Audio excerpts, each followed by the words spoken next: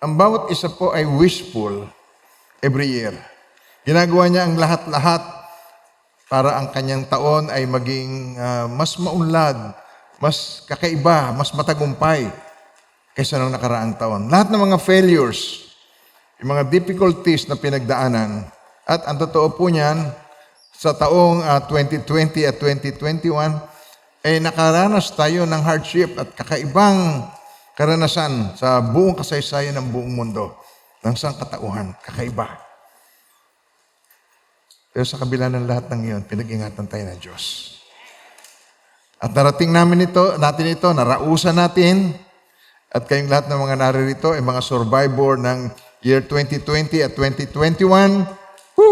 Purihin ang Panginoon. Amen po. At kung tayo ay pinag-ingatan niya noon, lalo na't niya tayo ay pag-iingatan ngayon.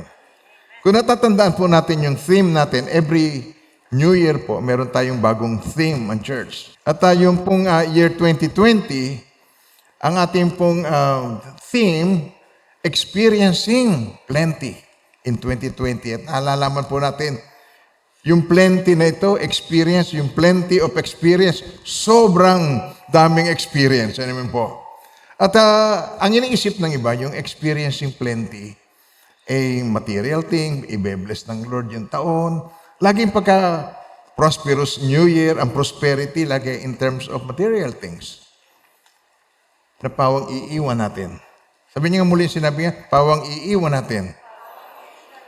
Kaya kung mas merong concern ang Panginoon sa atin, definitely, ito po sigurado, hindi ito yung comfort, kundi ang kanyang concern sa atin ay yung ating character, yung ating growth spiritually.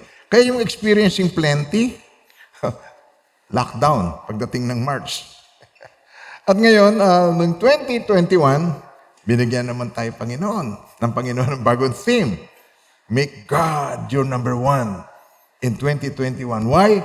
Dahil sa mga dinaranas natin, yung mga hard times, hard moments na yon, kailangan natin mag-depend sa God. Kailangan mag-depende tayo sa Diyos. So make God your number one. At pagka ang Diyos ay number one, inuna mo siya sa lahat ng bagay, pag-iingatan ka niya, pagagalingin ka niya, ililigtas ka niya sa lahat ng iyong mga panganib na dinaranas. At yung mga dinanas ko po noon, nakaranas ako, na ma-COVID din ako, nakaranas ako, na ako ay naandun sa COVID ward. At doon sa karanasan kong yon, hindi po ako nagkaroon ng pangamba sapagkat nalulukuban ako ng kabutihan ng Diyos. Nakikita ko sa mga tao ang kabutihan ng Diyos at ang nakita ko po doon, natutuhan ko doon ay yung word na compassion. Napaka-compassionate ng mga nurses doon. Mga doktor, napaka-compassionate doon po sa Lung Center of the Philippines. Now, nung nagpapalit ang taon, mayroon na naman po binigay ang Panginoon sa atin. Alam niyo, pag may binibigay siya sa ating theme, dapat tayo maging watchful. Dapat nating bantayan. Bakit kaya niya ibinigay yung theme na yun na make God your number one? At ngayong taong na ito, 2022, Lord, it is a word of decision. Lord, I will seek you in 2022. Sabay-sabay. Lord, I will seek you in 20... Bigyan natin ng feelings ng konti, emosyon. Lord, I will seek you in 2022. Wala na tayong isisik, hindi yung material things, hindi yung prosperity, hindi yung mga bagay na magbibigay sa atin ng kalunan o comfort dito sa lupa. Doon na ang tuon natin sa Kanya, Lord, I will seek you in 2022. Purihin ng Panginoon. Amen po. At nawa, bigyan tayo ng strength ng Panginoon. At ito po ang verse natin para dito sa ating unang-unang sermon na ito of the year. Amen po. At bawat taon, nare-realize niyo po ba na sa bawat taon ay meron tayong 365 days and we have 52 weeks. 52 Sundays lang. At sa 52 Sundays na yon ay meron mga bagay na tayo ay may katiyakan. At may mga bagay doon na tayo ay walang katiyakan, uncertainties. Hindi tayo sigurado. Isang bagay ang sigurado, sabi ng Panginoong Jesucristo, hindi ko man alam po ang details ng buhay ninyo, pero isang bagay ang sigurado ako. Sabi niya, according to your faith, let it be to you. Ayon sa iyong pananampalataya, ay mangyari sa iyo. Sabay-sabay po. Ayon sa iyong pananampalataya, ay mangyari sa iyo. Kaya dito po sa Isaiah, chapter 55, verse 6 to 7, ay ganito po ang sinasabi sa unang bahagi, sa verse 6. Sabay-sabay. Seek the Lord while He may be found. Okay, ulitin po natin yon. Seek the Lord while He may be found. Call upon Him while He is near. So, yun po ay isang katanungan. Ano ba ibig sabihin ni Lord nito na seek the Lord while He may be found? Tapos sabi doon, call upon Him while He is near.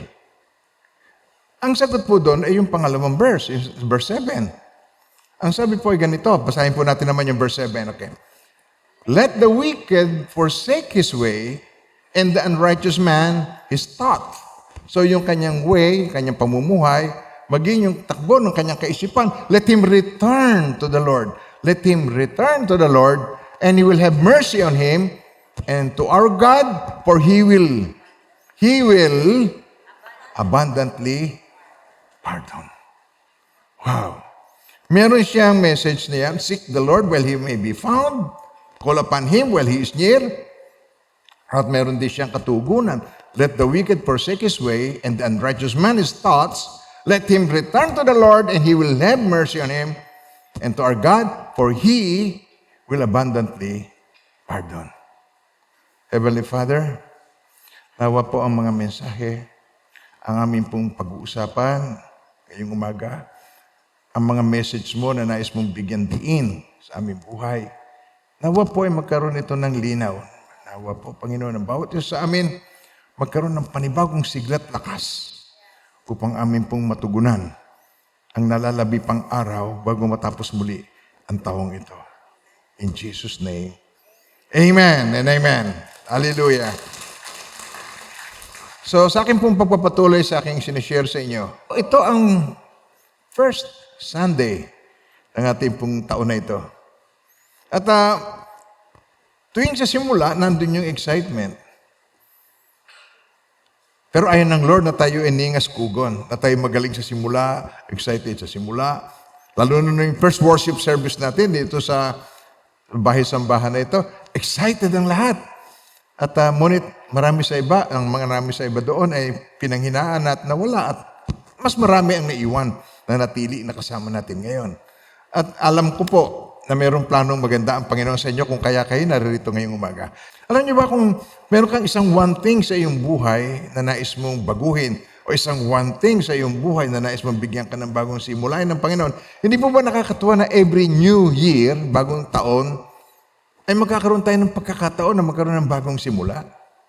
Kaya ganoon ang awit, bagong taon ay magbagong buhay, nang lumigaya ang ating bayan. Di ba bagong taon? Pag natatapos ang taon, ay salamat. Lahat ng kasama ng lahat ng naranasan ko, mga kabigatan at sakit ng kalooban, natapos sa taong yon. At pagkatapos, ngayon ay bibigyan tayo ng bagong simula. Kaya sa bagong simula natin na ito, gusto ko pong simulan dito nga sa Isaiah 55, 6 to 7. Seek the Lord while He may be found, call upon Him while He is near, and let the wicked forsake his way, and the unrighteous man his thoughts. Kaya maging yung ating pamumuhay, maging yung ating takbo ng kaisipan, let him return to the Lord. Manumbalik tayo sa kanya ating focus. He will have mercy on him, and to our God, for He will abundantly pardon. Tayo ipapardon ng Panginoon. At aalisin niya yung mga balakid na yan, tutulungan niya tayo, siya ang ating kalakasan. Katulad ng ating awit, kay Kristo lang ang tiwala ko. Sa bawat tagumpay, ay sasabihin ko, aking lakas. Yes. Kay Kristo lang. Kaya every time na meron pong bumabanggit na nakaka-bless naman po in church, malaking ang ating bahay-sambahan, marami ang nag-attend. Pero alam niyo po, ang Diyos lahat ang gumawa. Kaya sa Kanyang lahat ang kapurihan. Amen po? Sa Kanyang lahat ang kapurihan. Yes. At sa 2 Corinthians chapter 6, verse 1 and 2, we then, as workers together with Him, tinan yung word na yun, workers together with Him, with Jesus. We then, as workers together with Him, also plead with you not to receive the grace of God in vain. Yung kagandahang loob ng Diyos, do not receive the grace of God in vain. For He says, in an acceptable time, I have heard you, and in the day of salvation, I have helped you. Behold, now is the accepted time. Behold, now is the day of salvation. Hindi mo ipagpapabukas, hindi tomorrow. Dahil walang may katiyakan sa tomorrow. Meron ba naman kayong katiyakan na mararating mo ang New Year uli? Sino po ang walang katiyakan na mararating niya ang New Year uli? Pagkataas ang kamay. Hindi ikaw may hawak ng future. Hindi ang bolang kristal ang may hawak ng future. Hindi ang punsoy o yung Lucky Charms na mabibili mo sa Chinese store ang may hawak ng future. Hindi ang mga bilog na prutas. Bilog na prutas. Sabi nyo ngayon, bilog na prutas.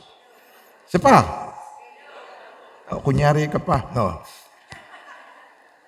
Bilog na prutas. Hindi ang palutang. Hindi ang malagkit na para tayo magkadikit-dikit. At mga sweets para tayo maging sweet. Hindi yan ang may hawak ng future. Ang may hawak ng future ay God. Ang Diyos, sabi sa Tagalog, sasayin po natin, yamang gumagawa kaming kasama niya. Nananawagan din kami sa inyo na huwag ninyong tanggapin ang grace of God nang walang kabuluhan. Sapagkat sinasabi niya, ito, sabi niya, sa panahon ka nais-nais ay pinakinggan kita. At tinulungan kita sa araw ng kaligtasan. Ngayon na ang panahon kanais-nais. Isa pa, ngayon na ang panahon kanais-nais. Ngayon na ang araw ng kaligtasan. Woo! Ito ang araw na gawa ng Diyos, gawa ng Diyos. Tayo magsaya at purihin siya, Ito ang araw na gawa ng Diyos. Ito ang araw. Kabisado yan ng mga matatandang Kristiyano. Ito ang araw na gawa ng Diyos, Tayo magsaya at purihin siya, Ito ang araw na gawa ng Diyos. Tayo magsaya at purihin siya. Ito ang araw na gawa ng Diyos. Amen po. Samantalahin natin ang bawat pagkakataon. Ito ang araw. Hanggang kailan ba na ating mananangan tayo at gagawin natin itong mga ginagawa natin? Itong pag-asa na ito na gustong ibigay ng Panginoon, itong personal decision na ito, hanggang kailan natin i-maintain ito? Alam niyo po ang kabutihan ng Panginoon, mararanasan mo as long as you live. Habang ikaw ay humihinga ka pa. Tingnan mo, kung ikaw ay humihinga ka pa ba? May pagkakataon pa. Yung mga pagkakamali mo noon, kasama ng paglipas ng taon, may bagong pagkakataon ka na uli ngayon. Salamat sa Diyos, di ba? Lagi tayong bibigyan ng pagkakataon. Pangalawang pagkakataon, pangatlong pagkakataon ng Panginoon. Tuwing lalapit ko sa Kanya. Natatandaan niyo yung prodigal son? Na nagsawa na siya sa kasusunod sa Ama? Nagsawa na siya sa convenience at sa comfort ng kalinga ng Ama? Gusto naman niya matikman ang magsarili. Gusto naman niya matikman ang buhay sa labas. Gusto niya naman niya matikman yung kalayaan at kalayawan sa labas. Hiningi yung mana, pumunta sa malayong lugar, nilustay. At nang naubos na niya, naghihirap na siya, nag-aalaga na lang siya ng baboy. At pati yung kaning baboy, pag kinakain niya, nagagalit pa yung boss niya. Tatampalin ko bibig mo, ang takaw mo. Bawal. Hanggang sa maalala niya, sa tahanan ng kanyang amay, maraming pagkain, naisip niya, uwi ako doon. At nung naisipan niyang uuwi doon, nag-isip na siya na sasabihin niya, Ama, ako'y nagkasala sa iyo. Nagpa-practice siya. Huwag mo na lang ako ituring na anak, ituring mo na lang akong alila. Alam niyo, nagutom. Nung makaranas siya ng gutom, at saka niya naalala ang kanyang ama. Hindi naman siya dahil sa nagsisisi sa kanyang gawa, kundi dahil nagutom siya at gusto niyang makakain sa kanyang ama. Kahit ano pa ang dahilan mo, basta lumapit ka sa Diyos. Sabihin niyo ngayon ng malakas, kahit ano pa ang dahilan ko. Kahit ano pa ang reason ko ba't ako'y sumimba. Kahit na ano pa ang dahilan at nais kong magbago. Kahit ano pa ang dahilan at ako'y nagdadasal at tumatawag sa Diyos. Okay kay Lord John. Tanggap niya. Basta ikaw ay magkaroon ng unang hakbang ng paglapit, papatawarin ka niya. Ililigtas ka niya. Purihin ng Panginoon sa kanyang kabutihan. Amen. Ngayon ang panahon ka nais-nais, ngayon na ang araw ng kaligtasan. So sa history ng mankind, sa history ng buong mundo, ngayon lang nag-lockdown. Ngayon lang bumaksak ang ekonomiya ng ganitong kalala. Ngayon lang ang mga eroplano hindi pinabayaang makalipad ng kalayaan. Hindi nakakapunta sa resort. Hindi nakakapasyal. Hindi nakakapag-bar. Hindi nakakapagsabong. Naku po, nanay sa mga sabongero. Hindi nagkakasino, bawal. Bawal lahat ang mga pagtitiip. Bawal ang upong-upong. I mean po, kakaiba sa lahat ng panahon. Pero isang bagay yung mapapansin ninyo, karamihan sa mga empleyado, work from home. Sa phone, sa internet, pinabayaan muna ng Panginoon na maimbento yung lakas ng internet.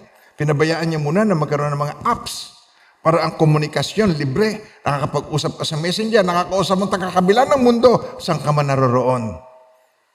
Kahit nga ikaw ay nasa CR, nakakausap mo sila. Tapos, nung ipinlas mo, ano yung narinig kong yun? Carwash yan, carwash. Nagpapakarwash ako. Tinan niyo yung kabutihan ng Diyos. Inihanda niya muna para... Noong unang panahon, walang lockdown. Pero nagkaroon ng pandemya, katulad ng naranasan natin. Pero hindi nag-lockdown. Ito lamang ang tanging panahon na nag-lockdown, ultimong simbahan lockdown. Kaya nakikita natin dito, bakit inalis ng lahat ng Diyos ang iyong kalayaan na magawa mo, nais mong gustong gawin at ubusin mo ang oras mo sa mga bisyo, kalayawan. Bakit? Gusto niya ikaw magkaroon ng time mag-isip-isip. Gusto niya ikaw magkaroon ng time na magkaroon ka ng focus sa mga higit na mahalaga sa iyong buhay. Sapagkat maraming pagkakataon na i-spend natin ang time sa hindi kasing halaga ng dapat pahalagahan. Ulitin ko po yun. Hindi kasing halaga ng dapat pahalagahan. Nare-realize niyo po ba yan? Marami kang ina-aksayang oras na hindi naman ganun kahalaga na dapat pahalagahan ng gayon na lamang nauubos ang oras mo doon. Paano ko sasabihin ko? Happy birthday to you. Anak, ilang taon ka na? Tatay, 18 na po ako. Basta na lumaki ang anak ko. Tinan mo. Tinan mo nga, anong basta lumaki? Hindi mo na pagmamasdan. Hindi ka nakakapag-observe. Congratulations. Nakatapos na ang anak mo. Naging abogado na ang anak mo. Naging doktor na ang anak mo. Naging engineer. Basta na naging engineer ang anak ko. Hindi mo napansin. Kaya marami po tayong hindi na pagmamasdahan, pero sa lockdown, sawang-sawa kang magmasid. Ang totoo, sawang-sawa na kayo sa kabamasdan nyo sa isa't isa. Wala na ba ako makikita sa umaga, kundi pagmumukha ng mga kamag-anak ko, nandito, nakabunton lahat dito, at nakasalansan na parang sardina sa higaan. No. Gusto ng Panginoon na mag-grow tayo spiritually. Gusto ng Panginoon tayo lumalim sa ating relationship, sa family. Gusto ng Panginoon na magkaroon tayo ng time para sa self-evaluation. Makita natin kung paano natin ma-evaluate ang ating mga sarili. Gano'n na ba ang kalaguan natin buhat nung nakakilala tayo sa Panginoong Jesus? Gano'n na ba ang ating commitment sa church, sa family, ang ating relationship? Ano na ba ang ating commitment? Na-improve na ba tayo? Sa halip na ma-realize yun, marami namimiss ang kalayawan. Kaya, okay, pwede na mag-mall. Yeah, sugod sa mall. Pagkatapos, akyat na naman ang si COVID. Sampa na naman ang numero. O teka muna, lockdown kayo uli. Ilang beses? Urong sulong. Sabi nga, urong sulong. Para pong yung lagare, sabi nga nung isang hindi marunong mag-English na bumibili ng lagare, I will buy this thing. Come to you, come to me. Come to you, come to me. Tapos sabi niya rin sa what? Come to you, come to me. Come to you, come to me. What? Hindi niya alam kung ano yung sinasabi niya. Have you, have not. Sabi ng Amerikano, have not. Hindi sila okay. Pero parang lagare ang buhay. Come to you, come to me. Surong-sulong sa mga plano. Sapagkat ang nagpaplano po, tao. Sapagkat nagpaplano ay gobyerno ng tao. So, hindi sa masama sila o mahina sila. Ang masasabi ko po, they are trying their best.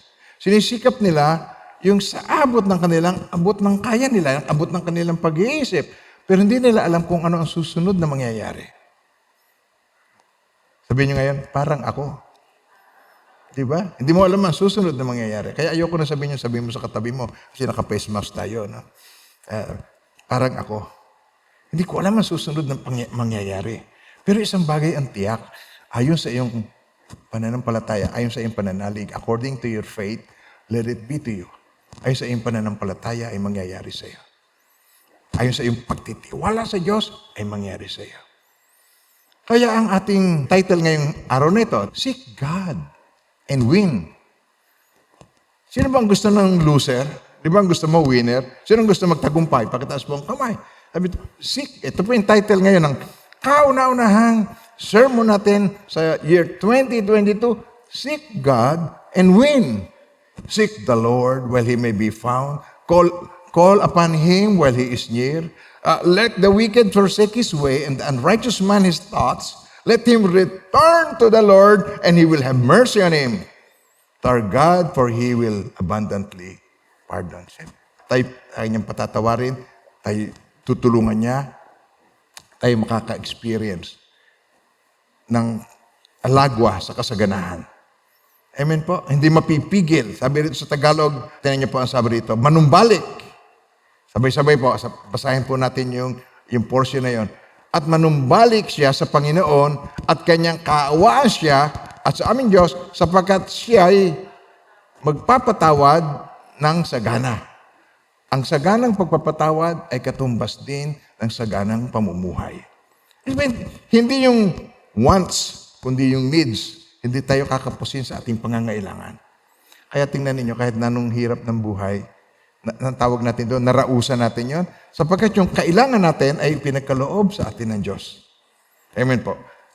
So, itong umagang ito po ang titingnan natin, at gusto kong maumpisahan kayo ng isang katotohanan na hindi ang lahat ng pang-araw-araw na buhay, hindi ang bawat araw ay magkakatulad.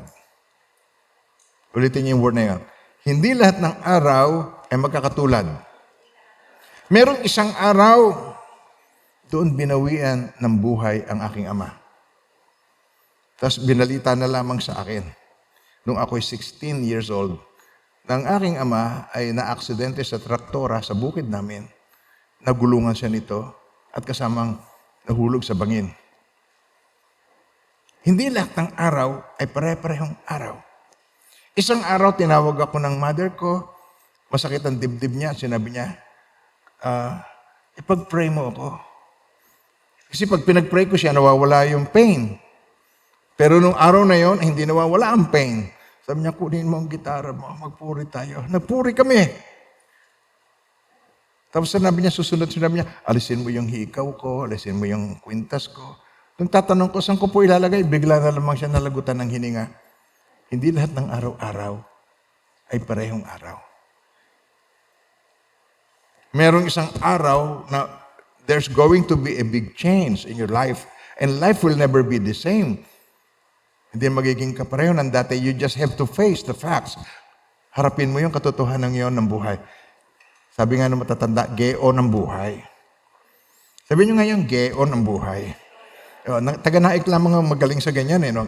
Geon talaga ang buhay. Napakabuti ni Lord at tayo tinutulungan niya, tinuturuan. Ito ang good news. Binibigyan tayo ng Lord ng mensahe kung paano natin ma-manage ang ating time. Paano ang time natin, magamit natin wisely at madaanan natin itong taon, itong pang-araw-araw na ito at sa biyaya ng Panginoon. Kung kalooban ng Lord, parating natin yung New Year muli. Kaya, tinan niyo mga minamahal ng Panginoon, sa Ephesians chapter 5, verse 15. Ito, tinan niyo po. Gusto niya tayo, ma-realize natin, ang ating time ay maiksi lang. Sabi nito, be very careful then how you live. Not as unwise, but as wise. Okay, sabay-sabay po, basahin po natin lahat. Amen po. Sabay-sabay po. Ready? Okay, go. Be very careful then how you live, not as unwise, but as wise, making the most of every opportunity because the days are evil. Therefore, do not be foolish, but understand what the Lord's will is. At Tagalog po. Ating basahin. Kaya't maging, sabay-sabay po muli. Kaya't maging maingat kayo sa inyong paglakad. Hindi gaya ng mga mangmang, kundi gaya ng marurunong na sinasamantala ang panahon sapagat ang mga araw ay, ano po yan, word? Ang araw-araw po, ang taon-taon, tinan niyo po. Bumubuti ba? Ang Bible lang nagsabi, sa mga huling araw, mababatbat kayo ng kahirapan. Ang tao ay magiging makasarili. Kaya sabi nito, ang araw, kaya't maging maingat kayo sa inyong paglakad, hindi gaya ng mga mangmang, kundi gaya ng marurunong na sinasamantala ang bawat pagkakataon, ang bawat panahon. Sapagat ang araw ay masasama, kaya't huwag kayong maging mga hangal, kundi, paano huwag maging hangal? Unawain ninyo kung ano ang kalooban ng Panginoon. Isa pa, kung ano ang kalooban ng Panginoon. Mas malakas. Purihin ang Panginoon sa kanyang banal na salita. Amen po. So dito po sa ating mga theme, dito po sa year 2020, 2021. At ngayon po, ito, gusto ng Panginoon na bigyan ko kayo ng katanungan, anong important lesson ang natutunan ninyo? Anong leksyon ang natutunan ninyo roon? So mayroong mga bagay tayo na natutunan at ito'y ating i-consider. Meron kayong picture ng Christmas, meron kayong picture ng New Year, di ba? May birthday, picture. Pero isang araw, may picture, wala nang isa doon sa picture. Hindi nakapareho ng dati. Now, ang important lesson dito ay itong word na consider. Sabi niyo word, consider. This is the important lesson that we need to learn. Consider. I-consider mo na ang iyong oras, your time is so limited. Kaya sabi rito, be very careful then how you live, not as unwise, but as wise. Samantalahin ang bawat pagkakataon. Samantalahin ang bawat panahon. Why? Because we have so limited time. Limited ang aking time, limited po ang inyong time. Kahit anong gawin ninyo, kahit anong time management ang gawin mo, we have only 24 hours a day. 24 hours yan. At 8 oras nun, itinutulog pa.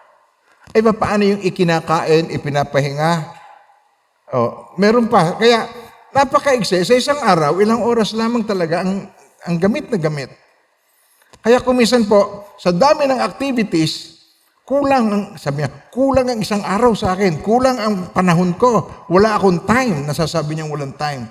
Kaya ito po ang tinuturo sa atin to be very careful then how you live, not as unwise, but as wise.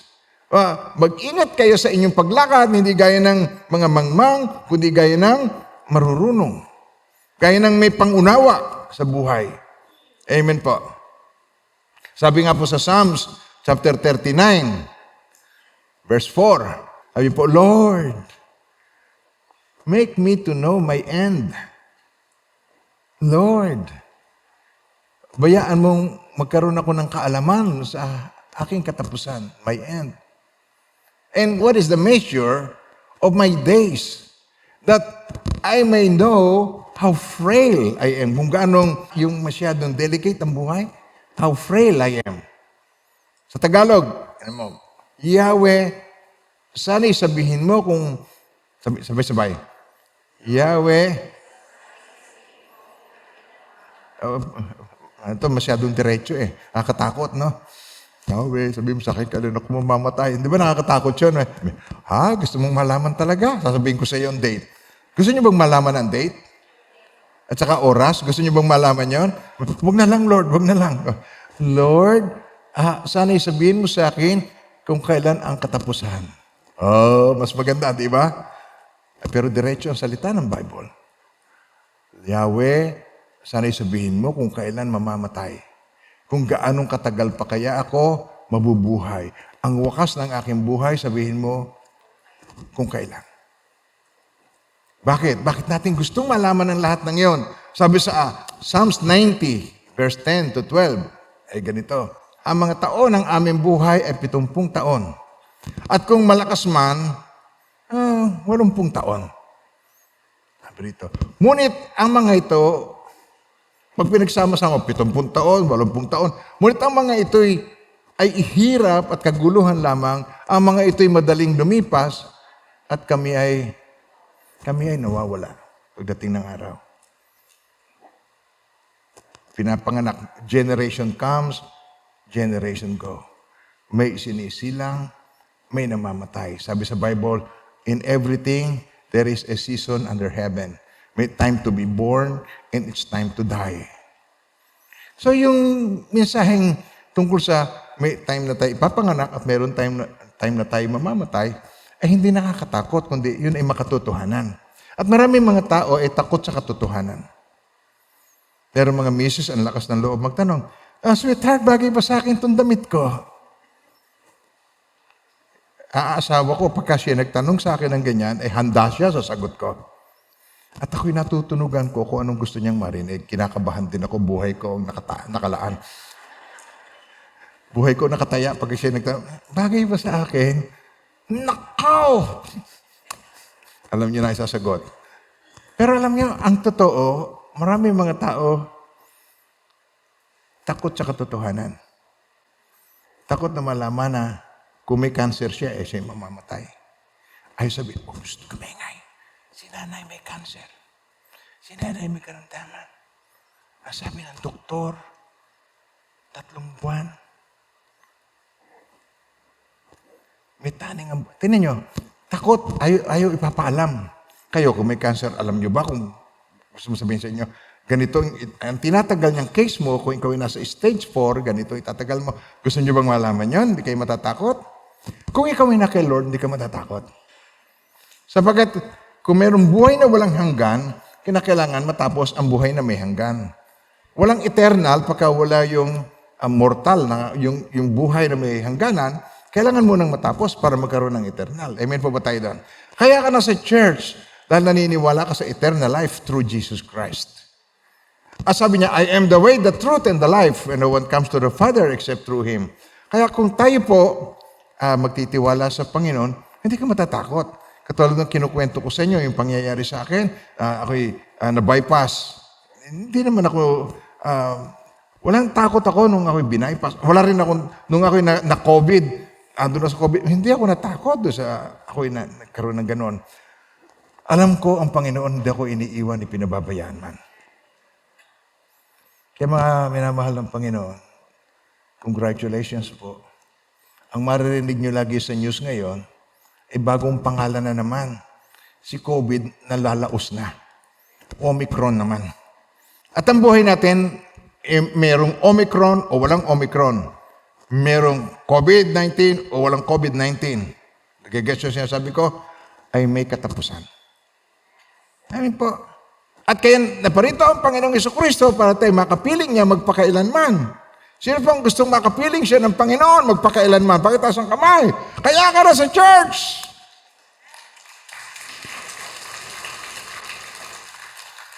At ako'y nagtitiwala, kaya kayo naririto, inuuna niyo ang Diyos. Pinahalagahan niyo ang Diyos. Dahil sa araw na ito, maraming sale. Kaya nandito kayo. Ang inuuna ninyo ay ang Panginoon na nagsasabi, sabi ni Jesus, God is seeking worshipers to worship Him in spirit and in truth. Ang Diyos ay Espiritu at naghahanap siya ng sasamba sa Kanya sa Espiritu at sa katotohanan. So sabi rito sa Psalms 90 verse 10 to 12, sabi rito, ang mga taon ng aming buhay ay 70 taon. O kung malakas kami ay 80 years old. Ngunit ang mga ito ay hirap at kaguluhan lamang. Ang mga ito ay madaling lumipas at kami nawawala. Sino nakakaalam ng kapangyarihan ng galit mo at ng iyong galit ayon sa pagkatakot na marapat sa iyo? Verse 12. Sabay-sabay. Kaya't turuan mo kami na bilangin ang aming mga araw upang kami ay magkaroon ng pusong may wisdom, may karunungan. Amen po. Heart of wisdom. Hindi namin sinasayang ang napaka-precious na time. Hindi namin sinasayang ang mga araw. Ay, mga mahal ng Panginoon, ayaw na ayaw ko po na kayo pupunta sa church tapos uuwi kayo nang walang nangyari sa inyong puso. Walang nangyari sa inyong kalooban. Yung inyong dalahin, pumunta kayo rito, kabigatan, nung lumabas kayo, kayo'y nakangiti at may kasiyahan. May kaalwanan. Pinagagaang ng Diyos. Sapagkat pag dinadala mo sa pangsarili mo, ang dalahin, mabigat. Pero pag ang Diyos ang nangusap sa iyo, bibigyan Kanya ng pag-asa at ikaw'y magkakaroon ng kagaanan. Mabigat ang muka, pumasok, paglabas, nakangiti. Amen po. Merong alalahanin, paglabas, may kapayapaan at katiyakan mula sa Diyos. Hey, turuan mo kami, ma-realize namin. Turuan mo kami na ang buhay namin, mapangalagaan namin ang bawat time namin. Meron nga pong sa People's Magazine na nabasa ko noon. Nabasa ko lang naman ito.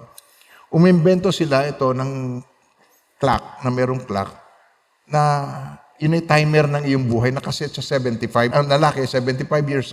Ang babae, 80 years. Mas mahaba ang calculation nila sa mga babae, 80 years ang babae. So taon-taon may countdown.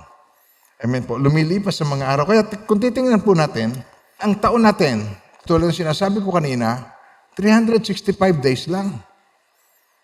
At mayroon tayong 52 weeks. Amen po. Kaya ito yung countdown na ito sa ating nararanasan, sa ating karanasan. Meron tayong certainty. Meron tayong katiyakan. Sabi rito, alam natin, ang ating kahantungan ay sa kalangitan. Amen po ba tayo doon? Sino po ba rito nakatanggap na kay Lord Jesus bilang Panginoon at tagapagligtas ng kanyang buhay? Pakitaas ang kamay po. Pakitaas ang kamay ng mataas na mataas. Tumanggap kay Jesus. Hindi ba, pag tinanggap mo si Jesus, sabi niya, ako ang daan, ang katotohanan at ang buhay. Wala makapupunta sa Ama kundi sa pamamagitan ko. So pag tinanggap mo si Jesus, wala ka na sa kahatulan.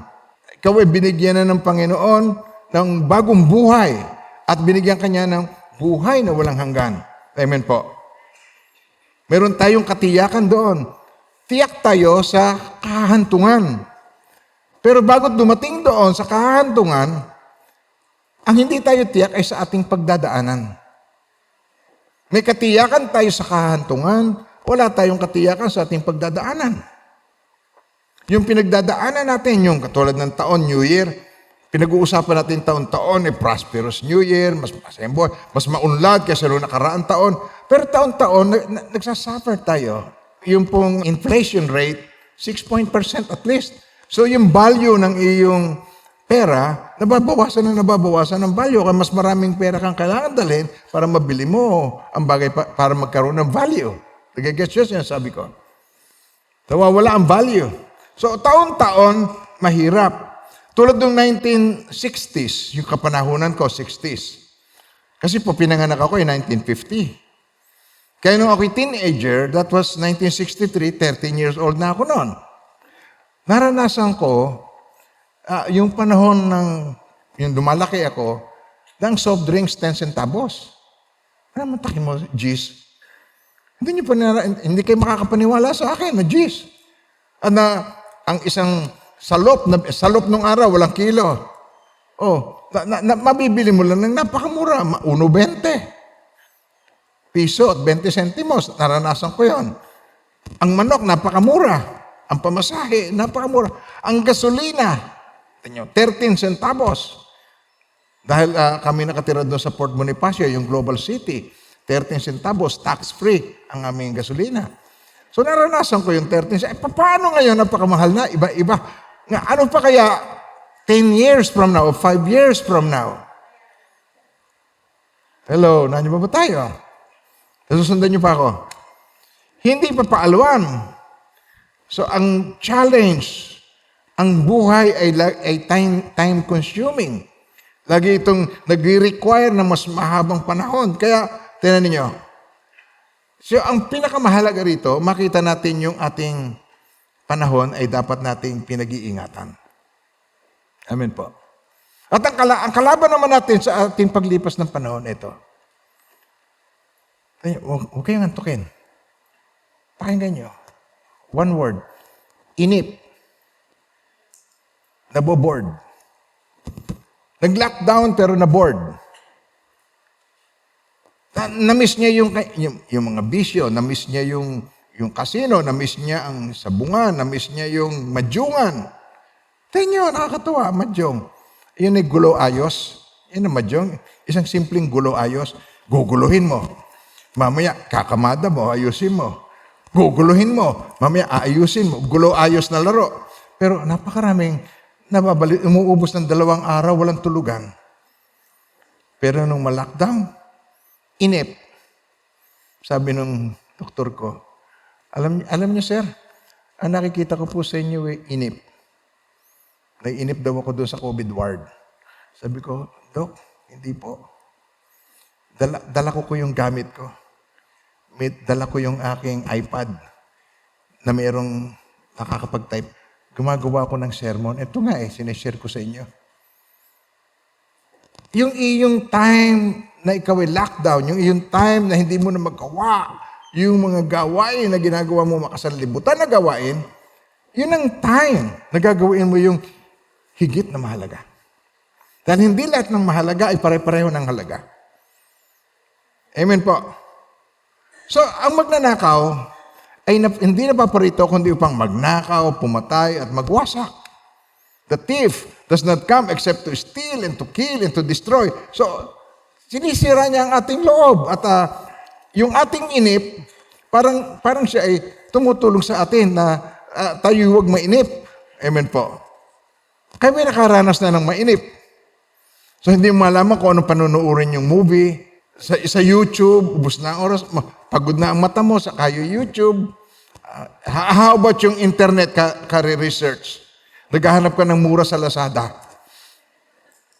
Alam, mga expert sa Lazada. Pa-order nauso yung pa-order ng pagkain.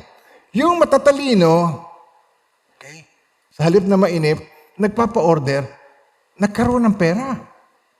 Na-discover nila yung mga hindi makapunta sa SNR, namili sila ng mga product, namili sila ng maramihan. At pagkatapos, yung nagpapa-order, i-deliver. Nauso ngayon yung delivery. Hindi po ba yun ang wisdom na kailangan natin? Yung adaptability quotient natin tumaas. Alam ko matataas ang IQ kasi lagi yan ang sinusukat pag nag-a-apply ka ng trabaho, IQ.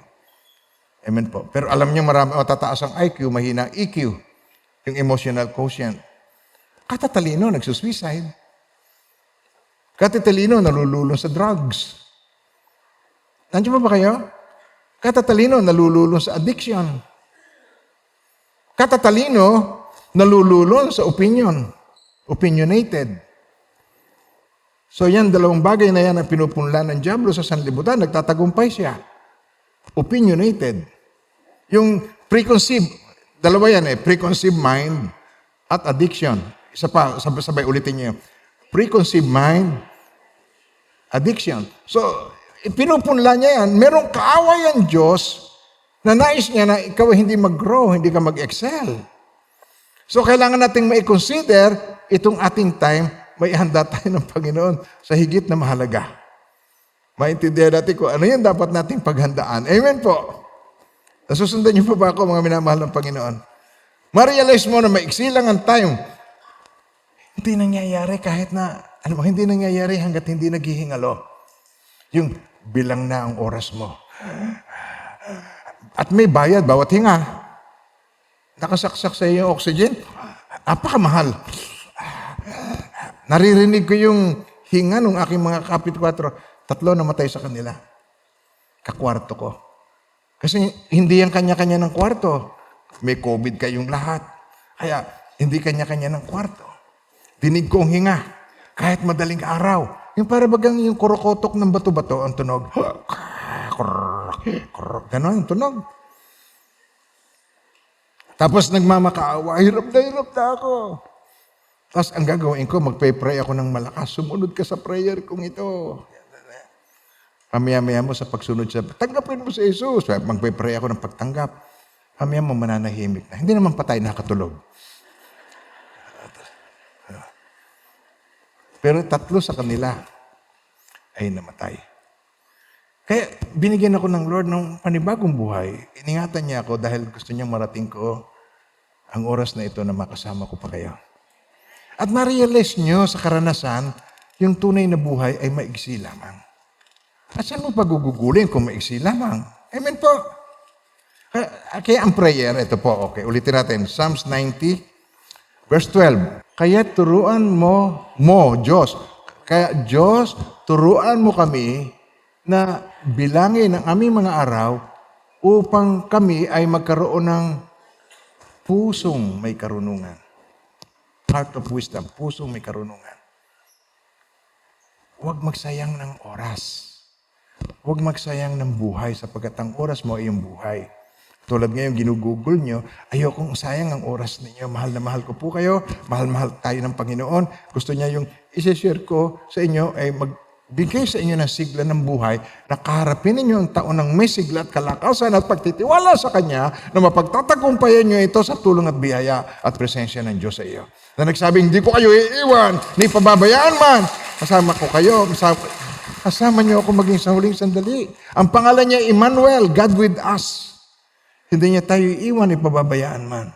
So, ang kawa ay nagpupunla ng mga para sa inip. At alam niyo yung inip, hindi niya makita yung tunay na purpose ng buhay. Kaya may inip. So, ano nangyayari pagka naiinip? A lot of time is wasted sa kasalanan. Marami.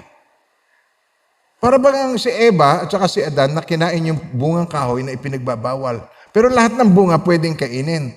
Ang aking point, ano ba to? Kailangan ba nila yung kainin yung bunga yung pinagbabawal para mabuhay? Lahat naman ng bunga ay pwede mong makain maliban lang doon sa isa. Katulad mo, pwede mo namang magawa ang lahat ng bagay, pero bakit ang kasalanan nagagawa pa? Kailangan mo ba ang kasalanan para mabuhay? Hindi, tanong lang po yan. Anong sagot po doon? Kailangan mo ba ang kasalanan para mabuhay? Lakas nyo. Kailangan nyo ba ang kasalanan para mabuhay? Mabubuhay ka ba nang walang kasalanan? Sagot. Anong sagot doon? Ang kasalanan ay hindi necessity of life. Ang pagkain ang necessity of life, but sin is not a necessity of life. So when you sin, it is time wasted. Sayang ang buhay. Kaya tinan niyo po, nagpupunta sa mga bar, pagsusweldo, naghahanap ng kaligayahan, naghahanap ng aliw, at nandun yung mga babaeng mga aliw. At yung aliw, mapapalitan ito ng kalungkutan. Pag nakwenta mo ang bulsa mo, nadukutan. May po ba tayo doon? Gambling. Ano yung mga gambling? Loto. Wedding. Meron pa bang wedding ngayon? Meron? Wala? Meron pa rin. Hindi mapigil ang wedding. Mga anak ng wedding. Okay. Loto. Wedding. Sabong. Naranasan ko yun dahil dati akong sabongero. Mula sisiw, pagkapisa, binabantayan ko na yan. Abang na ako sa paglaki.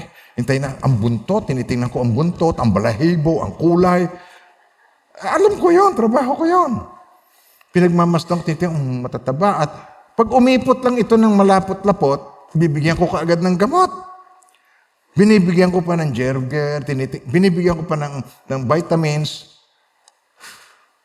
Naisip ko, marami akong panahon inaksaya sa buhay ko. Inihintay ko na lumaki, Tapos, ito pa ang sabong, 10 minutes lang, tapos. Pero inalagaan mo ng 2 taon at kalahati para medyo matibay sa labanan. Ang tawag ng mga sabongero, matibay sa basaan. Kaya kinakailangan. Pero, ang time, ang pera, ang oras. Tapos sa harap ka sa Diyos, tatanungin ka ng Diyos, saan mo ginugulang oras mo? Ay, sa sabong po.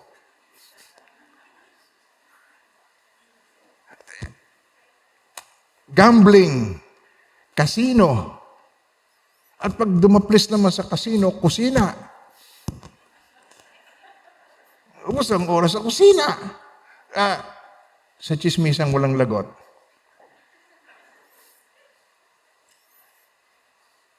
CWL chismisang walang lagot. Ay ngayon, yung pag-spread ng rumors of fake news, katuwaan lang yun, pustahan tayo kung sino mas maraming like, kung sino yung maraming mag-view, pustahan. So, sabihin dito, si Duterte namatay, titingnan natin kung maraming manunood.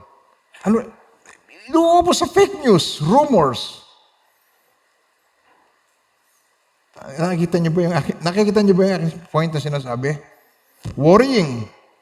Nag-aalala ka na nag-aalala. Gusto mong kontrolin ang iyong future. How about FB? Oh. Hello, FB. Oh, nagpunta pa sila doon. Kumain pala sila doon. Oh. Ito pala yung bagong resort. Dito pala ito yung ganitong lugar. Para kang nasa Mayon, pero hindi Mayon. Movies. Pornography. Hanap ka ng hanap doon. Pornography. Computer games. So, ang diablo nagtatagumpay sa kanyang pagsira sa buhay, pagsasayang. So, alam mo yung pagnakaw ng buhay, pagnakaw ng oras. Galit na yung misis, wala ka ng time sa akin. Diyan ka na lang lagi nakasubsob. Wala ko nakikita sa'yo kundi yung puyo. Puyo, kasi nakatungo lagi yung ganyang puyo. Wala ko nakita sa iyo kundi tuk-tok pag wala ng puyo. Amen po. Kaya, tinan niyo, meron isang pagkakataon, bibigyan ko kayo ng example sa Bible. Ito po yung story na ito, si Jesus, meron siyang singles group. Si Mary, si Martha, at saka si Lazarus. Siya ang leader ng small group na yon, singles group. Jesus. Katulad din natin dito, meron tayong singles group. Hello, sundan pa ba ako?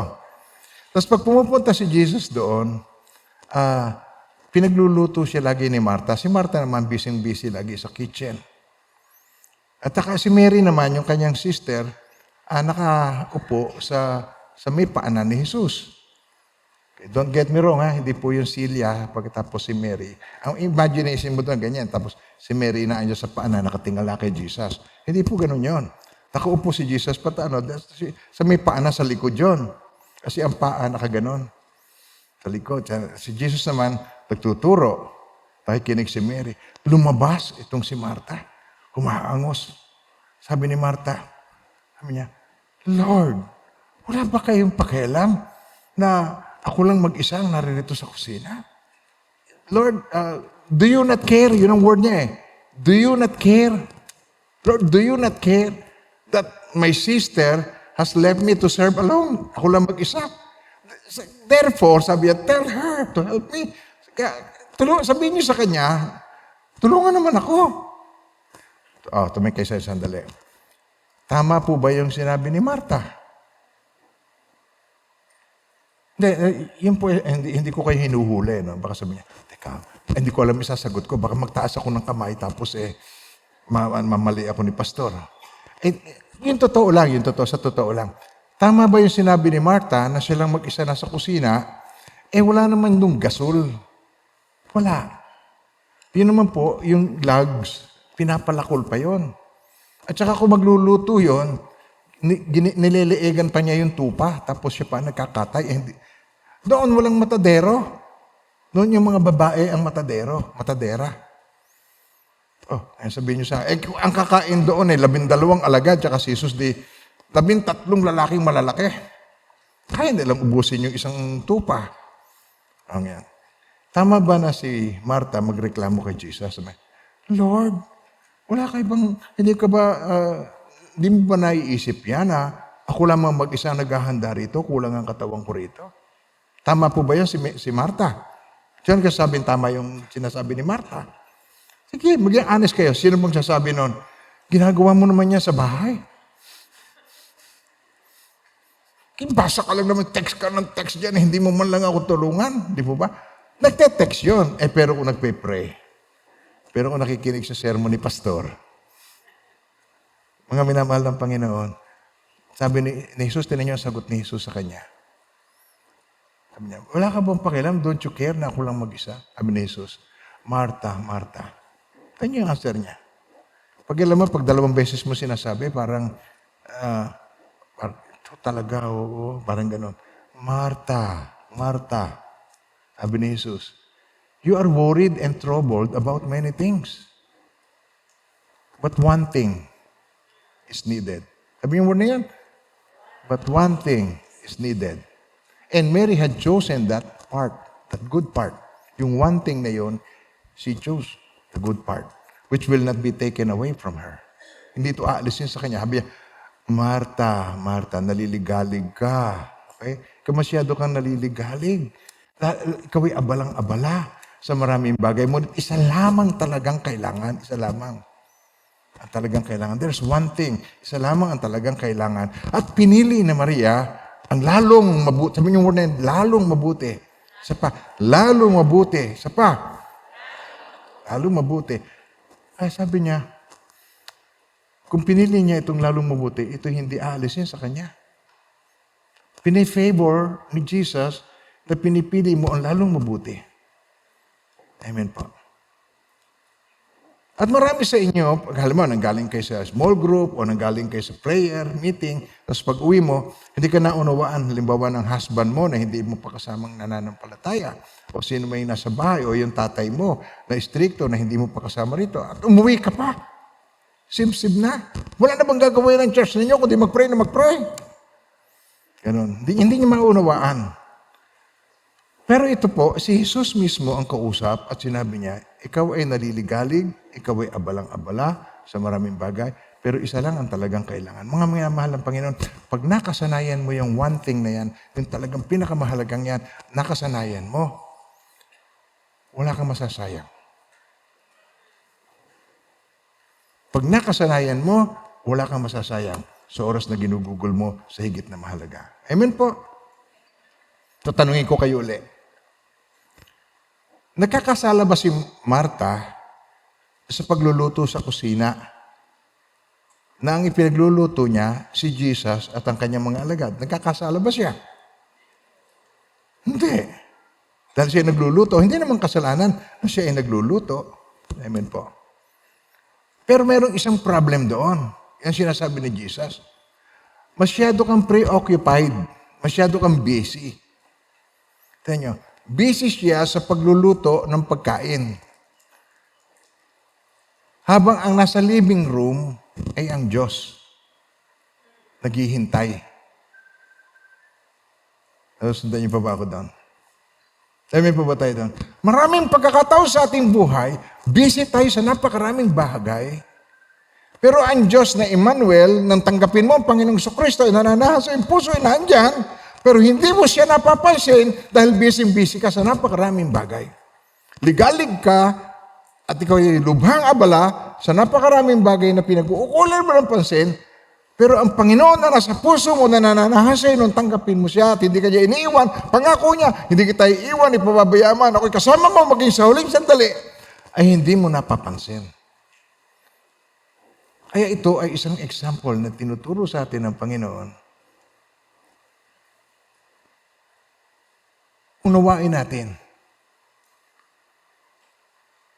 Busy ka sa paglilingkod kay Jesus. Paghahanda para kay Jesus o busy ka sa paglilingkod kay Jesus, nang hindi mo kasama si Jesus, naiiwan mo si Jesus, o hindi mo napapansin si Jesus. Don't work for Jesus, but work with Jesus. Kung tayo man ay merong gagawin, o kung tayo may maglilingkod sa Kanya, yun din po ang kahilingan ko. Mag-share, pero si Jesus ang mangungusap. Andito lang ako as vessel ng Panginoon. Amen po? So we fail to identify the important because of the urgent. Hindi mo na-identify kung ano yung important because of the urgency. Yung urge, nandyan. Yung urgency. Urgent. Nandun ka na, nauubos ang oras mo na yung higit na mahalaga. Yun ang sinasabi. Pinili niya ang lalong mabuti. Pinili ni Maria ang lalong mabuti. Sabay-sabay. Pinili ni Maria ang lalong mabuti. Mga minamahal ng Panginoon, maraming lalong mabuti sa mga mabubuti. Sa grupo ng mabubuti, mayroong lalong mabuti. Kaya nais ng Panginoon na magkaroon tayo ng wisdom, magkaroon tayo ng mata na makita natin kung ano yung lalong mabuti. At ito po, number 1, na kailangan nating matutunan. Una, ito po, ang unang-unang lesson natin, my time is limited. Yun ang unang-una. Okay. Ang pangalawa, na dapat nating maunawaan, make the most of every opportunity. Since limited, ang bawat time mo, pahalagahan mo. And make the most of every opportunity. Amen. Pasabi sa Ephesians 5:16, making the most of every opportunity because the days are evil. Sa Tagalog po, na sinasamantala ang oras, ang panahon, na sinasamantala ang panahon, sapagat ang mga araw ay masasama. At aakayin tayo nito sa pagsasayang natin ng time sa maraming bagay. Dumalaw si Jesus, imagine, yung ating tinitingnan kanina, dumalaw si Jesus sa bahay ng kanyang small group. Sa bahay ni Marta, Maria, at Lazarus, dumalaw siya. At ang kanyang pinag-uukulan ay yung pagkain at hindi niya iniisip na si Jesus ang gusto niya, kausapin ka niya at makapag-share siya sa iyo. Pag dumadalaw si Jesus, ang nais ng Panginoon na ma-impart sa iyo yung word of wisdom. Ma-impart sa iyo yung godly wisdom. Matutunan mo kung paano ka mamuhay. Hindi siya mas concerned sa pagkain. Sinasabihin nga siya ng alagad niya, Panginoon, kumain na ba kayo? Guro, sabi niya, meron akong pagkain na hindi ninyo alam. Ang pagkain ko ay sundin ang kalooban ng Ama. Kaya hindi siya mas interesado sa comfort. Mas interesado siya ay sa karakter. Kaya kung kayo naka-experience tayo ng mga lockdown, merong purpose doon. Kung ako, nakaranas ako ng mga COVID, merong purpose doon. Kaya dala-dala ko yung aking iPad, gumagawa ko, nag-prepare ako ng mga lessons na isi-share ko. Tuwing tatayo ako, meron ako na isi-share po sa inyo. Why? Because we fail to identify the important because of the urgent. Yan ang nangyayari sa atin. Kaya, habang ako'y naroon, lockdown, sinasamantala ko. Kinuha ko yung aking gamit na kailangan ko at naka-store doon lahat ng aking mga sermons, naka-store lahat doon yung aking Bible apps, naandun ang lahat sa isang iPad na yun. Kaya marami na akong magagawa. Mga minamahal ng Panginoon, sasamantalahin natin ang bawat pagkakataon na ibinibigay sa atin ng Diyos. Huwag natin sasayangin ang ating buhay. Amen po sa kanyang lahat ng kapurihan. So, paano natin gagawin ito na ma-identify natin yung important versus the urgent? Alin yung urgent? Yung kailangan magluto. Pero anong important? Yung presence ni Jesus. Si Jesus mismo ang important. So sa atin, ito, ngayong araw na ito, maraming sale, maraming opportunity, pero pipiliin mo, what is important? God is seeking worshipers. Kaya ito ang first day of worship for this year. At nandito kayo para doon, tinataas natin ang Panginoon, minilulwalhati natin ang Panginoon, at naranasan mo yung presence niya. Amen po. Gagamitin ka ng Panginoon. Kaya yung unang-unang ating matutunan, ito po, we're overloaded with commitments. Kaya yung important, manineglect mo because of your commitment, yun ang uunahin mo. Nakasagot na ako doon. Kung halimbawa, nasa music ministry ka, at ikaw ay naririto, at pagkatapos may nag-anyaya sa iyo, nasagutan mo na. Oh, that is urgent. Pero anong important? Alin ang uunahin mo? The urgent o the important? Amen po. Kaya nakikita natin dito yung ang ating kakulangan, hindi mo ma-identify yung important because of the urgent. Kaya why? Ito, unang-una, overloaded. Overloaded ang mga commitments. Ang dami mo ng sinagutan. Ang dami mo ng activities.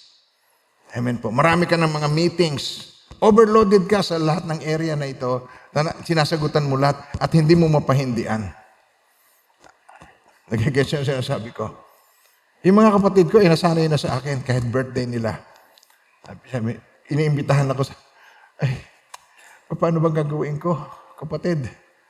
Iniimbitahan mo ko weekend. Iniimbitahan mo ko Sabado. Iniimbitahan mo ko Linggo. Yun ang pinakatrabaho ng mga lingkod ng Diyos. Sabado at saka Linggo, yan ang trabaho. Pangalawa, overloaded tayo sa mga possessions. Lagi nating ang target natin, acquisition. Bili ng bili sa sale. Nabili ko na naman to. Ilan na ba ang kawali mo? Bumili na naman ng sapatos. Pugita ka ba? Ilan ba pa meron ka? Bili na lang ng bili ng sapatos. Bili ng tsinelas. Pwede mo na ikwintas ang tsinelas mo. Sa dami, hindi mo na magagamit lahat. Bili sing-sing. Ilan ba lang mga nilalagay na sing-sing? Ito pala sing-singan. Sing-sing dito, sing-sing doon.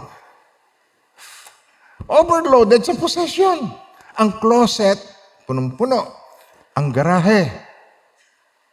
Hello, kayong mga naandyan na ang mga tambak ay nasa garahe. Kaya kayo mayroong garage sale. At yung iba, ayaw pang mag-garage sale, iniipon pa rin. Pero napakarami nasa garahe. Overflowing. Amen po. Tapos yung iba naman, maraming utang. Dahil yung iba kine-credit card. Di ang daming utang. So, overloaded naman siya sa work. Yan ang pangatlo. Overloaded sa work. Bakit work? Pambayad ng utang. Nag-acquire. Ang kotse 4, 5, 6, puro utang. Huhulugan mo lahat. So, magtatrabaho ka na magtatrabaho para doon sa kotse mo. Para sa motorsiklo mo na iba-iba ang kulay.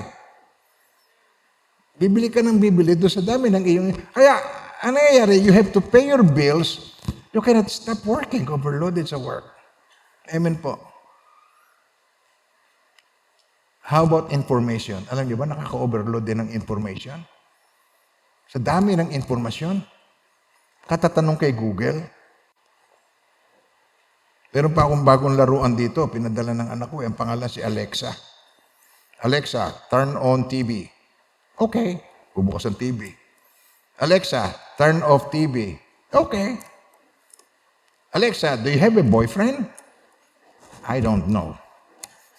Robot Ang mga minamahal ng Panginoon. Information overload. Napakarami mong tanong ka ng tanong. Walang tigil kang kare-research. Walang tigil kang katitingin ng iba't ibang klase na mabibili sa Shopee. Tapos mali ang size, mali ang sukat, nakakagalit. Hindi mo naman maisauli. Nauubos ang oras mo. Kaya alam niyo kung bakit hindi natin dapat maubos ang oras. Tingnan niyo, kanina ang pinag-usapan natin, mas madaling kwentahin. 365 days a year. Alam na natin yon. Amen? Yung 52 weeks a year, alam niyo na ba yon? Yung mga accountant, alam yon na we have only 52 weeks. Kaya 52 Sundays lang tayo. Every year. 52 Sundays. Amen po ba tayo doon? How about hour? Yung oras. Ito, sabihin ko sa inyo. Ang oras, 8,760 hours a year. 24 hours times 365 equals 8,760 hours. How about kaya kung mayroong countdown na relo na sinasabi sa iyo, ang nalalabi na lang sa buhay mo ay ganitong bilang ng taon dahil ikaw mabubuhay ka ng 70 years. O kung ikaw ay malakas, 80 years. Kung ikaw ay babae, 80 years. Pero puno naman ng kaguluhan habang kayo nabubuhay. Totoo ba ang buhay ay puno ng kaguluhan? Yun ang sabi sa Job 14:1. Ang tao na anak ng babae, ang buhay maigsi lamang at puno ng kaguluhan. punong-puno, bat-bat ng hirap ang tao. Habang tayo nasa lupa, naghihintay tayo ng kaluwalhatian na kaloob sa atin ng Diyos. Ayaw ng Diyos ang kasalanan dahil ang kasalanan nagpapahirap ng buhay.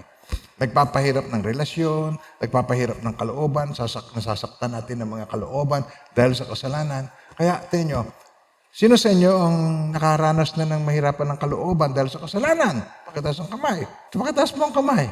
O, salamat sa Diyos, meron sa inyong hindi nagkakasalan na walang sakit ng kalooban. Di ikaw na. Kaya lang. Ang buhay ng tao ay maikli lang, sabi sa Bible, at bat-bat ng hirap. Punong-puno pa ng kahirapan. And we need to cope up.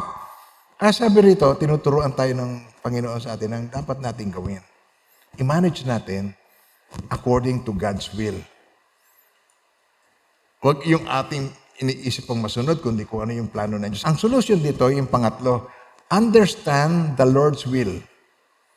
Understand, unawain ninyo yung Lord's will. Sabi rin sa Ephesians 5:17, therefore do not be foolish, but understand what the Lord's will is. Sabi rito, kaya't huwag kayong maging hangal, kundi unawain ninyo kung ano ang kalooban ng Panginoon. Huwag kayong maging hangal, kundi unawain ninyo kung ano ang kalooban ng Panginoon. We have acted foolishly many times. I acted foolishly many times in my life. Lalo na nung panahon ng kabataan ko at panahon ng kapusukan. I acted foolishly. Marami akong wasted time of my years. Ngayon nakakilala na tayo sa Panginoon at nalalapit na ang pagharap natin sa Kanya. Nalalapit na. Ayon sa ating edad o ayon sa kalagayan ng panahon. Amen po. Dapat na tayo ay maging handa. Dapat na ating tinitingnan ang ating kapanahunan. Kaya saan mo gugugulin ang iyong time? Gugugulin mo ba ang oras mo sa pag-worry? Gugugulin mo ba ang iyong oras sa anxiety? Yung iyong may mga pangamba ka sa buhay mo tungkol sa future. Kaya nais ng Panginoon, ma-establish natin yung ating crowded calendar, magkaroon tayo ng tamang scheduling, at gusto ng Panginoon maturuan tayo kung paano natin ma-establish ang ating priorities. Si Maria, pinili niya yung higit na mahalaga, sabi niya, hindi aalisin ito sa kanya. Establish natin yung ating mga priorities. Who or what is most important in my life? Ma-establish mo. Huwag kayo ang hangal, yung parang ang alin. Nakuha mo na ba ngayon? Ang alin.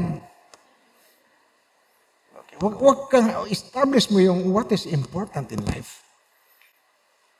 Ating i-focus doon sa kung ano yung talagang tunay na mahalaga sa ating buhay. Amen po. At ako ay nagtitiwala sa Panginoon na kaya kayo naririto ngayong umaga.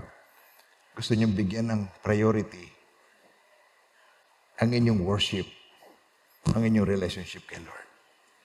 Amen po. Kaya titigan mo na lang katabi mo, tanguan mo na lang. Sige, tanguan ninyo. Sige na, makasama ka naman sa akin.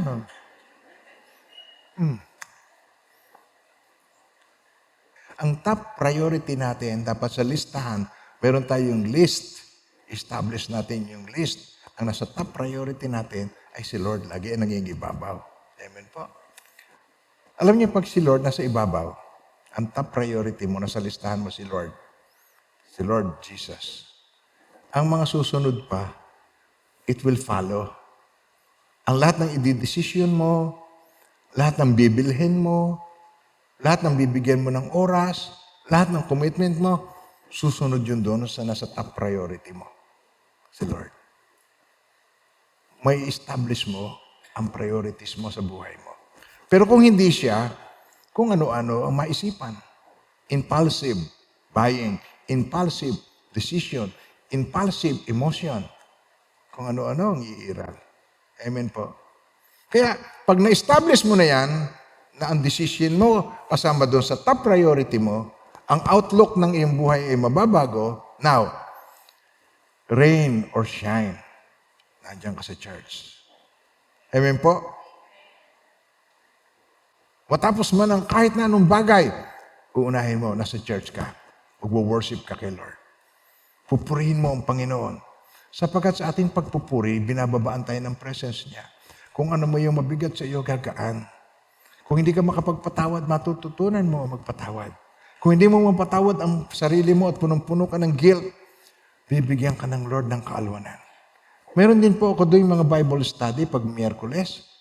Inyo naman pong silipin. At ako po ay nakikiusap na inyo pong panuurin. Wala naman yung pag pinanood mo doon, ay hihingian ko kayo ng bayad. Libre naman po yun. Yun naman pagbate, yun naman wala naman. Kaya, sa inyo pong kabutihan, pakinggan ninyo po yung mga lessons doon na magtuturo sa atin, magbibigay. Sapagkat nung makita ni Jesus na mga tao dito, at sila ay parang nahahapis, ang ginawa ng Panginoong Kristo, tinuruan sila. Sapagkat kulang lang tayo sa guidance. Naisip ko noon, mabababa ang grades ko, hindi ako interesadong mag-aral, sapagkat kulang ako sa guidance. Pero yung mga batang ganyan, na nandito sa church, na nasharean ko, nagsisitaas ang grade. Nasa dean's list. Nung pumasok, matataas ang grade. Nung ako biglang nagkaroon ng concentration, nagkaroon ako ng focus, tumaas ang grade ko nung ako nasa college. Nung mamatay na yung father ko, nagkaroon ako ng focus. Pag ikaw ay na-establish sa iyo yung priorities at focus in life, yan, dala-dala mo sa lahat, it will carry everything in your life. Sasalansan lahat ang mga priorities ng buhay. Amen po? Pag nakita ni Jesus sa mga tao, nakahabag siya. Sila lito, para mga tupa at na walang pastol. Lito. Ngayon, tinan mo, ang pangalawa, i-schedule mo, ayusin mong i-schedule yung magkaroon ka ng definite time to pray. Yan ang pangalawa. Yan ang kailangan mong gawin pangalawa.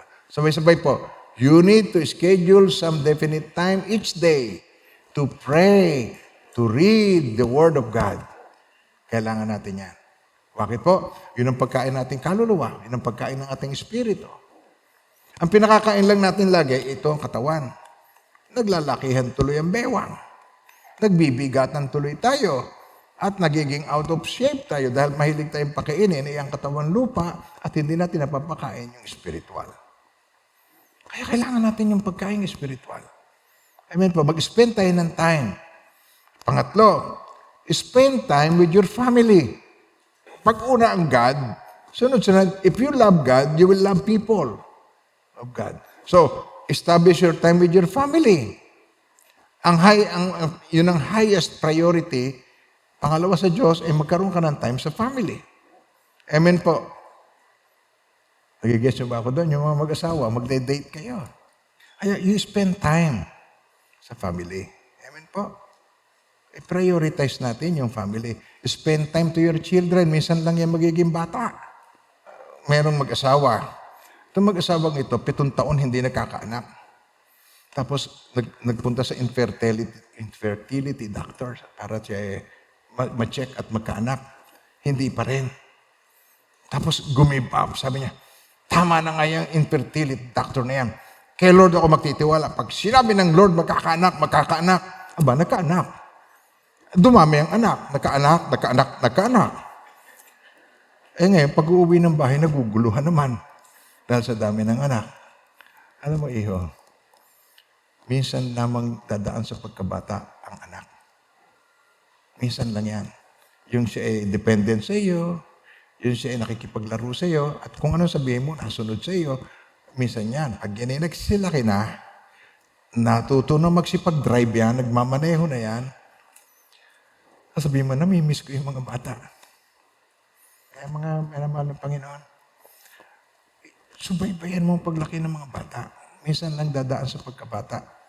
Enjoy every moment of it. Why? Hindi magtatagal ang pagiging bata ng mga yan. Talaki din mga kumag na yan. Ito naman, ang pang-apat. Kaya kailangan ikaw mag-work. Mag-work at mag-work. Amen po. Kaya mga minamahal ng Panginoon, alam niyo ba kung bakit kayo hinahire ng company? Dahil ikaw ay Christian. Dahil ang Christian ay honest. Ang Christian hindi nag-cheat sa oras niya. Hindi yan nag-FB during the time of work. Hindi nanonood ng movie during the time of work. Kasi Christian nga eh. Tingnan mo katabi mo. Christian ka eh. Kaya natutuwa yung tsaka hindi ka binabantayan. Wala kayong boss na hihinga sa ilong mo. Ano ba ginagawa mo dyan? Wala. Dahil may tiwala sa'yo dahil ikaw ay Christian. Umasta ka bilang isang Christian. You must spend time with your family and you must spend time with your work and be honest with your work. Amen po. Christians are no cheaters. Kaya dito, yung first of all, ito po, establish mo ang priority mo and then learn how to live today, for today. Yung pang-araw-araw mo. Establish your priorities and then learn how to live. Itong araw na ito, this is the day that the Lord has made. Don't live for the past. Nung araw, ganitong ginawa sa akin yan eh. Nabubuhay ka sa nakaraan. Nabubuhay sa hinanakit. Nabubuhay ka sa sama ng loob. O kaya, alala ka kung anong mangyayari sa future. Paano ko kaya mababayaran ng bahay? Paano ko kaya mababayaran ng daming utang? Sino ba gumawa ng utang na yon? Make a repayment plan. Gumawa ka ng repayment plan na hindi ka, makipag-usap ka at sabihin mo, ganito po ang kaya kong hulugan sa iyo. Matapos mangutang, hindi na nagbabayad. Hindi ba nakakahiya yung gano'n, Christian? Hello, nandiyan ba kayo mga minamahal ng Panginoon? Nagagets nyo ba sinasabi ko? Napakagaling mangutang, pero pagkatapos mangutang, hindi na nagpapakita, hindi na rin nagcha-church. Pero yun ay trabaho ng wicked. Ang wicked, they borrow and then they don't repay. Yun ay hindi trabaho ng Christians, hindi trabaho ng mga anak ng Diyos, ang nangungutang na hindi nagbabayad. So kung hindi ka makakabayad, sabihin mo, pwede po bang maghulog na lang ako? You make a repayment plan. Pero hindi yung i-ignorin mo yung utang mo at saka hindi ka mabubuhay sa nakaraan, hindi ka mabubuhay sa future. Nalagay mo na lang gustong kontrolin ang future. At saka lagi kang bukang bibig, kung ako lamang ay ganito, kung ako lamang ay ganon. Wishful ang lagi mga thinking. Amen po. Now, ang prayer natin sa taong ito, Panginoon, nawa ay magkaroon ako ng sapat na kaligayahan na manatili ang aking sweetness. Manatili ang aking kabutihan. Yung kaligayahan, hindi yung pag naligayahan, yung iba pag nakaranas ng kaligayahan sa buhay, yung happiness, hindi niya ma-keep up. Nasisiraan ng bait. Yung tama lamang po, yung ang mga pagsubok na pagdaanan ko sa buhay ko, sapat lamang po para ako'y maging strong. Amen po. At saka ako kinikilala ko po na yung mga karanasan ko ay nagturo sa akin ng maraming bagay.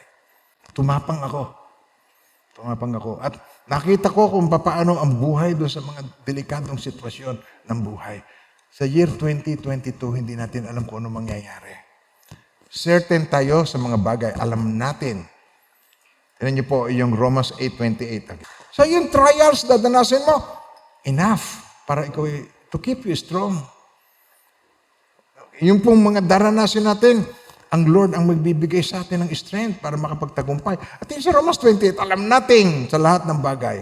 Tignan yung word na yun, alam natin. Sabay-sabay. Alam natin sa lahat ng bagay. Isa pa. Alam niyo ba yung lahat ng bagay, samot-samot yan.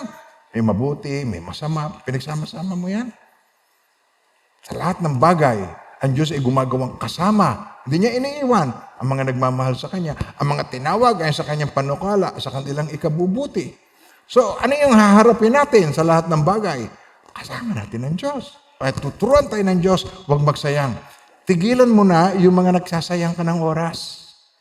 Tigilan mo na. Lord, tulungan mo po kami, Panginoon, na itong mga taon namin na ito, itong 8,760 hours bago makarating sa New Year, na nabawasan na ngayong araw na ito, tulungan niyo po kami. Sabi niyo, Lord, tulungan niyo po ako. Kailangan ko yung strength. Kailangan ko yung wisdom. And the fear of the Lord is the beginning of wisdom. Dito sa Romans 13, verse 11 and 12, ay ito po.